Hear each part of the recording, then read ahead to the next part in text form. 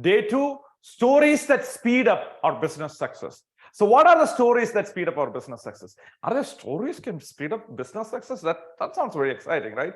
So that's why you should listen to it. Because if you have those kind of stories, the stories that will inspire us to take action, inspire us to go beyond our limits and do more than you ever thought possible, then your business is going to thrive, your life is going to thrive, you'll be more fulfilled in your life. So what is it? What are we talking about? We're talking about blessing stories. Blessing stories are stories that are empowering us, the stories that are helping us leap forward to take more action, take more risk intelligently, and move our business to the next level. So here's one thing that I would like you to understand. External reality, your external reality depends on your internal story. I'll say that one more time. Process this for the second time. Your external reality depends on your internal story. The story that you're running in your mind, the movie that you're running in your mind, decides what you see outside the world. Think about it. And if you change that internal story to be a blessing story, if you have a blessing story running inside, then it will help you grow your business to the next level. It will help you accelerate your business. It will help you scale your business to the next level. If your story, no matter what you do outside, if your internal story is the story of your failure, story of how crappy you are, how crappy you feel, then you have opted by yourself. You opted in by yourself for a crappy life and a crappy business. Unfortunately, that is the truth. So what's the psychology behind it?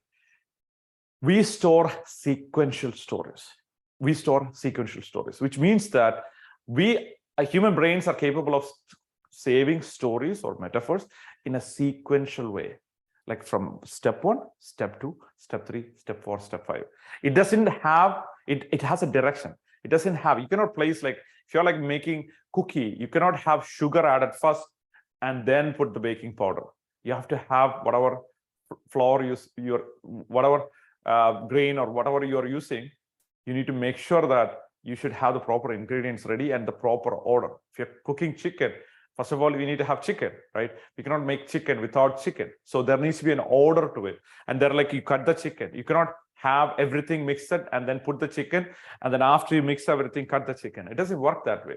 So there is a sequential order. There is a protocol. There is a syntax to what you do. Same way, your brain has a sequential way of storing stories or metaphors in your brain. So let me give you an example.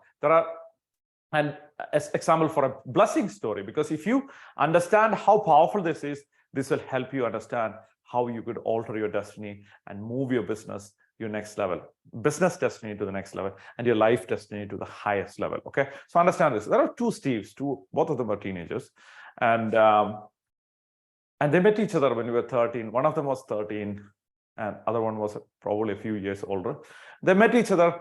They clicked with each other really quickly because both are same name, and so they became really friends. They started talking about techie stuff, reading stuff, geek stuff, and then after some time, what happened was they read about something called a person who could make free phone calls. And today it's not a big deal. It's what's the big deal? It's nothing, right?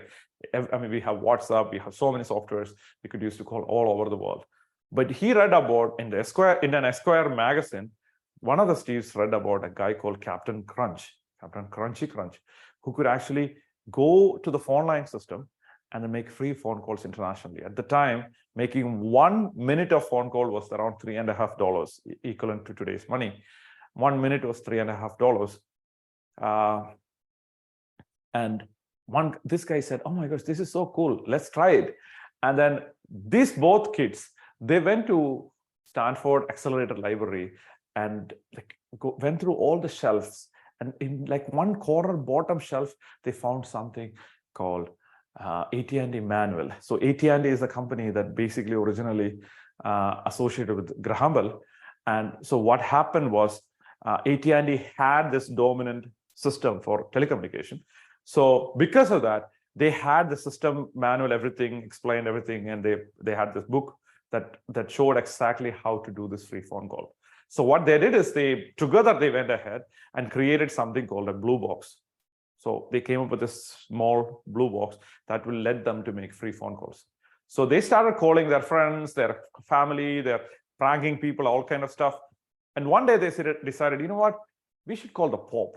And they started calling Vatican, Rome, and then all of a sudden, like, you know, there was one priest taking the call, and then another bishop taking the call, and another senior bishop, then another cardinal, because they are like waking up people. But the thing is that what they told them was, the Vatican was that we're calling you because Henry Kissinger wants to talk to you. Henry Kissinger was a Secretary of State at the time, like most powerful position after President of the United States, and he was a very powerful man. So he calls, everybody answers. So Pope was almost ready to talk to the Steves. They are like, one person is pretending to be Henry Kissinger, and then right before the Pope came in, they couldn't stop laughing, and they laughed, and all of a sudden they hung up and left, and that's the end of the story. Kind of the first end of the story.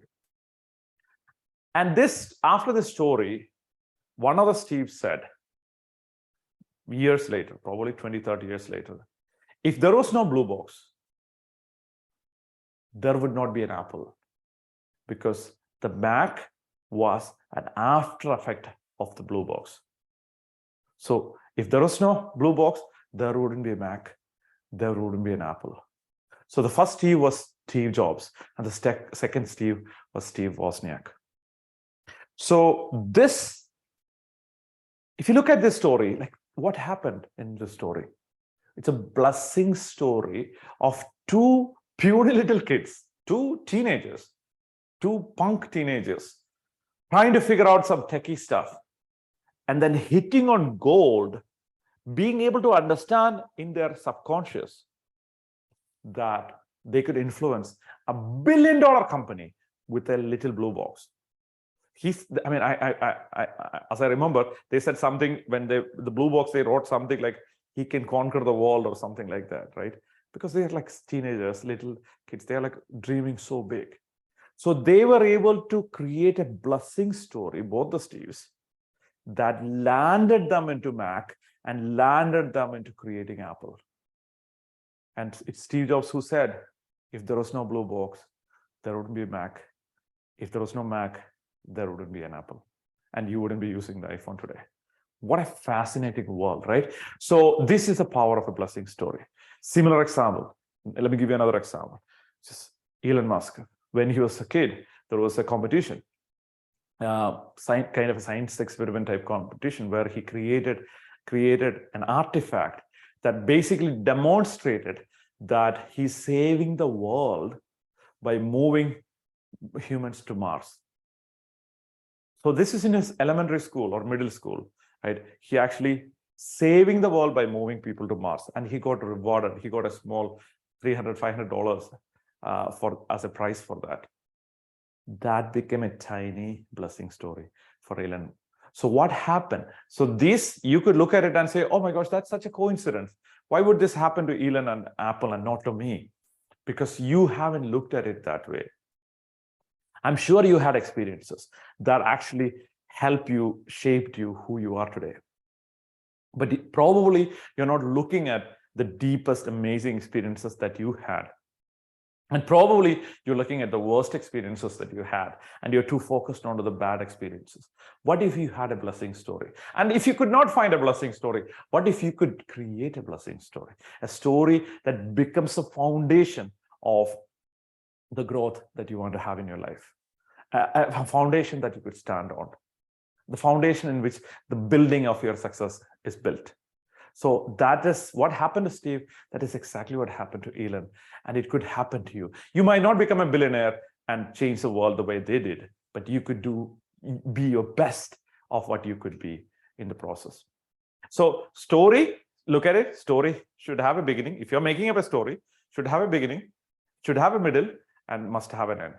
Okay. So which means that if you are creating a story, you create a story with a beginning. And if you have to create, if you already have a beautiful blessing story about somebody caring for you, something fascinating. I mean, there are so much more stories about Steve Jobs that shaped him, which we'll talk about in a future video. But if you have a story that you could come up with a beginning, with a beautiful middle and a beautiful end, then Create that. If you're not able to, then what you do is just come up with something and come up with a story of your life. You make your story for future.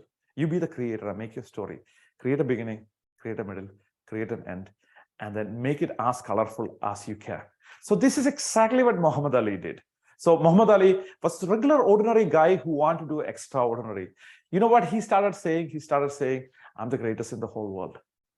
I'm the greatest in the whole world. That vocabulary that he's saying, those words that he's saying, it's nothing but a manifestation of his internal story. Remember I told you, external things, including what you talk, is a manifestation of your internal story.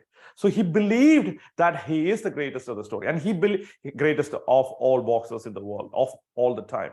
He considered himself as a god of boxing. So what happened? God as in greatest of all time, GOAT. So since he considered him as the greatest of all time, internally with his story, he started saying, I am the greatest of all time. I'm the greatest. I'm the greatest of all time. I'm the greatest of all time.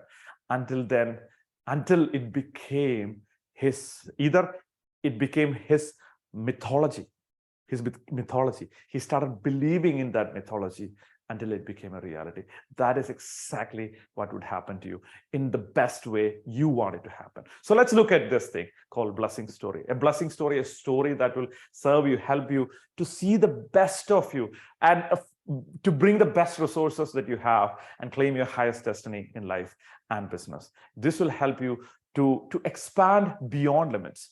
You're not just manifesting, you're magnifiesting, right? You're creating like amazing 10 times growth into your business, right? So process this for a second and understand that like these stories have like enormous potential to take your business to the next level. Tomorrow, I'm going to talk about how to change a curse story into blessing stories, the scientific way, the technical way that we figured out how to alter that really fast.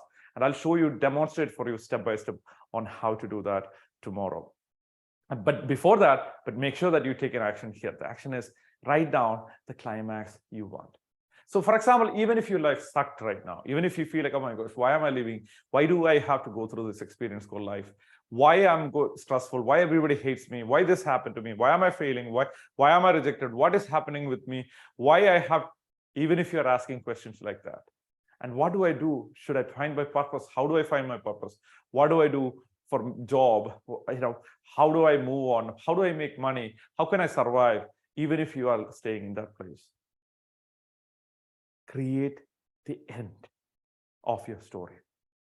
Create the end of your story and start repeating your story every day. The beginning, the middle can be the same. But if you change the end, your story changed. Your destiny with it. I'll see you tomorrow.